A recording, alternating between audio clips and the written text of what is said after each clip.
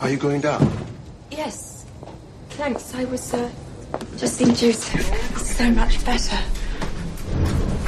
The top floor's not on that floor. Right. Yes, well, I got lost and, went a bit wrong. Actually, I didn't get lost. I was snooping. Hospitals fascinate me. Are you being serious? Yes. When I visit hospitals, I get excited. I feel like I can make a contribution. Well, perhaps I can show you around. I would adore that. Hey everybody, it's B007 back for another 10-minute movie review. Except this week it's not spoiler-free because we're discussing Princess Diana, the most famous woman in the world of her time. And it's not really a biopic. The movie Diana, which focuses on the last 2 years of Diana's life and her alleged affair with a Pakistani heart surgeon based in London called Hasnat Khan. It's a movie that's basically a soupy melodramatic love story. It has very little to do with attacking the royal family or the media that some would say hounded Diana to her death. It doesn't attack or deal in any of the conspiracy theories surrounding Diana's death.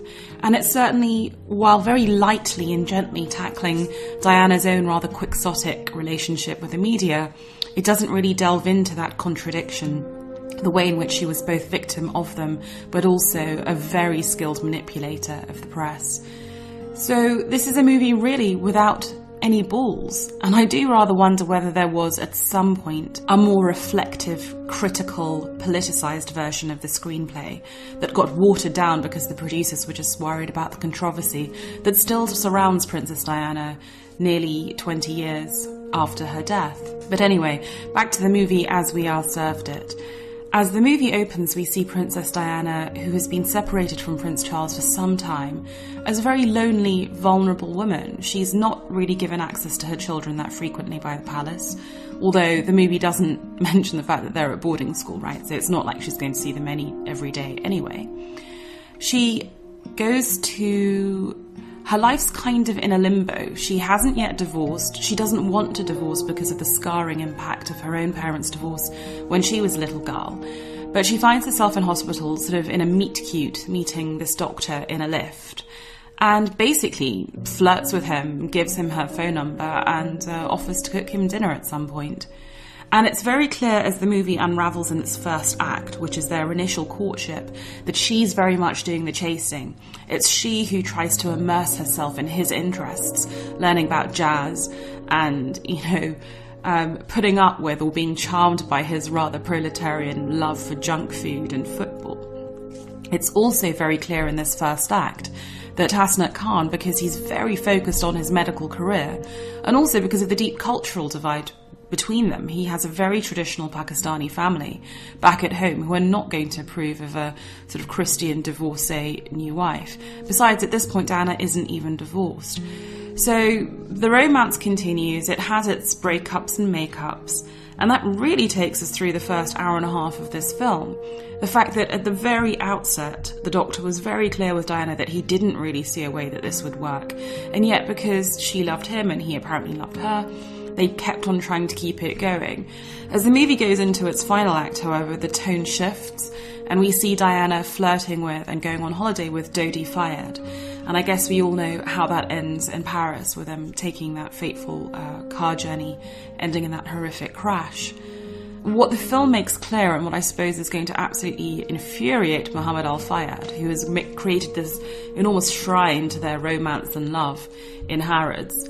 And I suppose his theory is that the British sort of elite spy service bumped off Dodi and Diana because they thought it was far too embarrassing for her to be engaged to his son. What this film posits is that Diana was basically using Dodi to make Hasnat Khan jealous, that she was very complicit in those famous iconic photographs of the two of them together, and that the ploy nearly maybe worked. As movies go, it's not that this movie is terribly badly made. It's directed by Oliver Hirschbiegel, and it's a bizarre choice because this is the guy who made the very celebrated and critically acclaimed Hitler's bunker film Downfall, Der Untergang, which won many, many awards, including an Oscar, if I remember. And in that film, he showed such artistry and deft handling of what is incredibly difficult material. But none of that really seems to have been brought to bear on this film, Diana. And in fact, it's rather pedestrian. It's a rather pedestrian love story. As for Naomi Watts, who plays Diana, I mean, an incredibly challenging role. She gets some of the mannerisms right, but it almost becomes pastiche, because Diana's so very well known that when someone tries to imitate her by that sort of shy look from underneath the eyelashes or the tilt of the head, it almost looks like a cheesy impression. And poor Naomi Watts is saddled with a succession of really very unfortunate wigs, which doesn't help her in any way, shape or form. Naveen Andrews, fine. I mean, he's not really given much to do as Hasnat Khan except sort of look austere and disapproving. And, the rest of the cast rather anonymous, really. I suppose the flaw with the movie is really the script by a chap called Stephen Jeffries, who I note from IMDb also wrote the script for The Libertine. It's a Johnny Depp British costume drama, which is famous in my mind because on my blog it's the shortest review I've ever written because it was just so poor. I had nothing to say about it. I just wonder what this film would have been like if the director and screenwriter had had the courage to try and be insightful about the many conflicts and contradictions in Diana's late life, her relationship with the press, her status as both victim and manipulator. If they had had the courage maybe to be more critical of the press, of the palace, of Diana's own staff, and indeed of Hasnat Khan, who effectively does leave her high and dry. But it's a movie that's trying to be so careful and plays it so safe. It just comes across as very glossy, vapid, shiny Hello magazine story, which maybe is all that its target audience needs. But if so, what a waste of a good director and what a waste of a good star in Naomi Watts.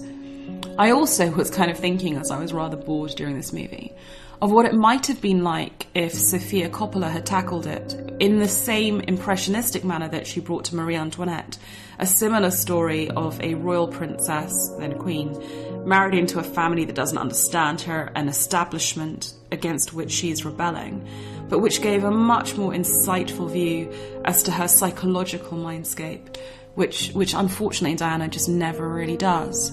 So, unfortunately, a really rather shockingly poor movie. It's not terrible, but it's just really banal and just adds nothing to our understanding of this very famous and, at time, rather powerful woman.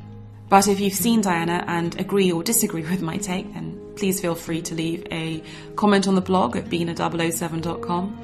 And in the meantime, thank you for listening.